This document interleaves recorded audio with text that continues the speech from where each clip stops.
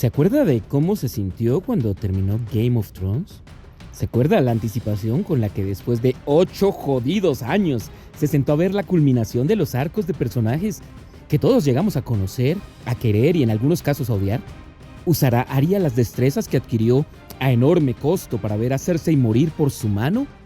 ¿Completará Jaime su arco de redención, el guerrero deshonrado para quien al final nada importa más que cumplir su palabra?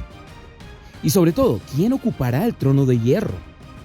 ¿Daenerys, que soportó vejaciones y durísimas pruebas para hacerlo? ¿Jon, que lleva en la sangre el designio de ser su legítimo heredero? ¿Tyrion? ¿Acaso Sansa? Bueno, Arya mata al rey del norte, con quien nunca tuvo nada que ver, y Jon no juega ningún papel en el arco que movió su historia porque estaba ocupado gritándole al dragón.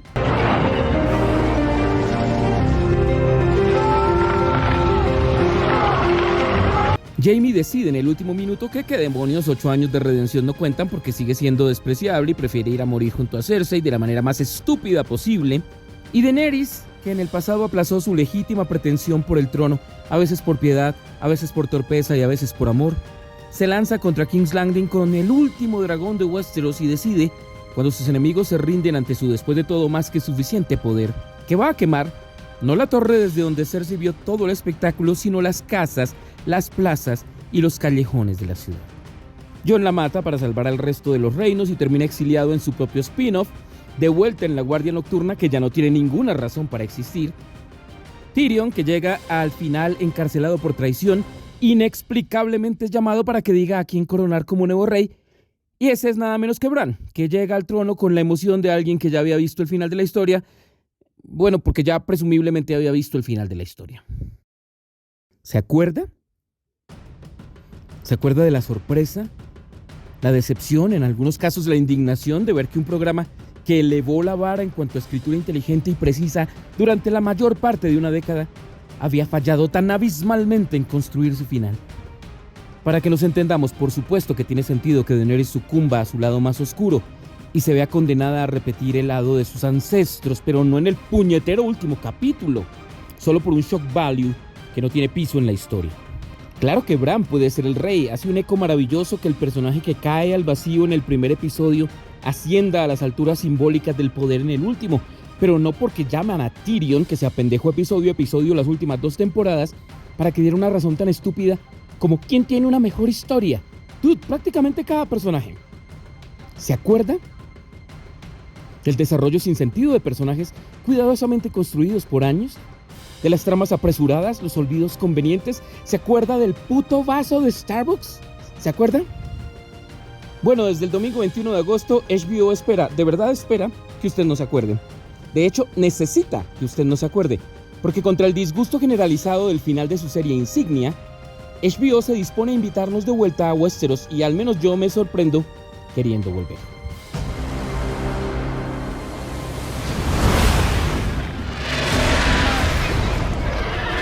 Sin duda ayuda que House of the Dragon sea una precuela basada en un texto de George R.R. Martin, si bien no una novela, sino un texto histórico ficticio llamado Fire and Blood. En Game of Thrones, HBO tuvo la guía de los libros de Martin hasta la 5ª y parte de la 6ª temporada, pero ante la demora de los últimos 2 libros de la saga que siguen sin salir, los guionistas se encargaron de terminar la serie con los resultados ya mencionados.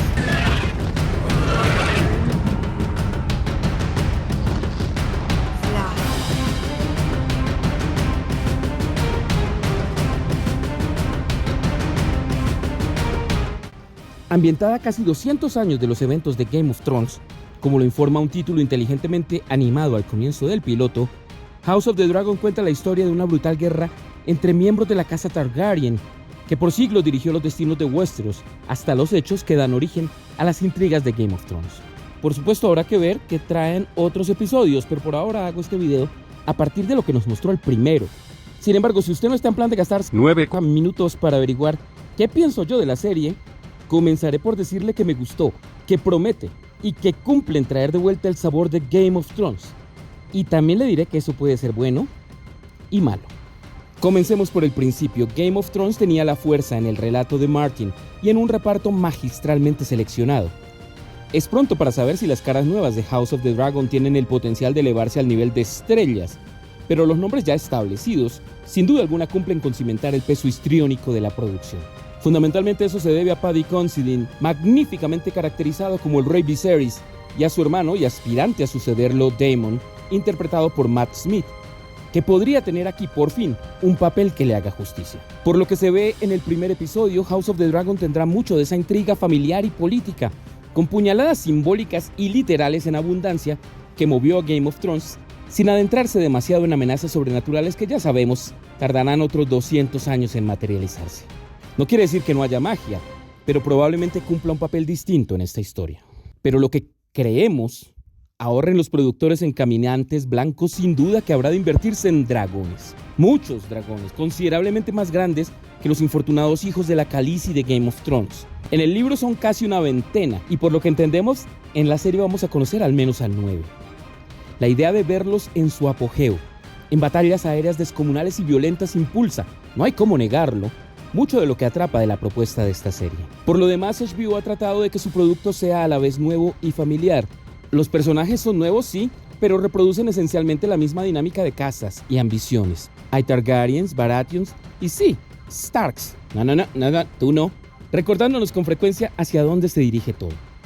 Es entendible, pero puede con facilidad tornarse un elemento distractor y restarle, de hecho, peso a las apuestas de la trama presente. No en vano la serie original nos narró la caída de la casa Targaryen, por lo que el relato corre siempre el riesgo de ser como esas películas de dinosaurios en las que ¡yay! Escapaste del tiranosaurio, pero tarde o temprano, lo sabemos todos, te va a caer un meteorito en la cabeza, compadre.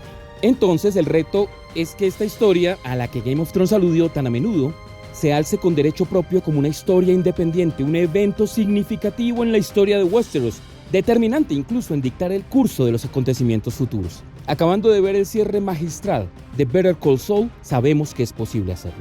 Los escenarios son por supuesto muy familiares porque la historia transcurre en los mismos sitios y hasta la música evoca quizás un poquito demasiado a la de Game of Thrones para hacer un simple homenaje.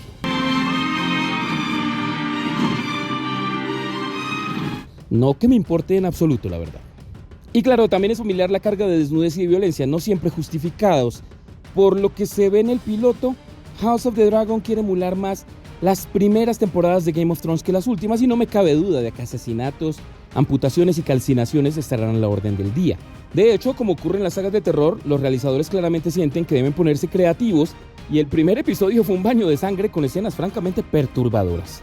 De nuevo, perturbadoras, pero no sorpresivas. Esto, después de todo, es el universo de Game of Thrones. Pero finalmente hay algo que debe incluirse en este análisis, porque House of the Dragon tiene algo que en su momento no tuvo Game of Thrones: competencia. La serie original llegó a ser esencial para hablar de la era dorada de la televisión, pero hoy la televisión pasó a ser, sí pasó, aceptémoslo, streaming. Y el paisaje del streaming nunca fue tan competido. HBO depende de que las audiencias interesadas en las luchas de una casta escogida, de seres rubios que habitan un mundo de fantasía lleno de criaturas de leyenda, opten por viajar a Westeros y no a Tierra Media. Porque con solo 2 semanas de diferencia, Amazon Prime va a estrenar Lord of the Rings, The Rings of Power, una megaproducción en la que invirtió cantidades obscenas del dinero de Jeff Bezos. Quienes puedan permitírselo de seguro pagarán ambos servicios, pero inevitablemente uno se alzará vencedor.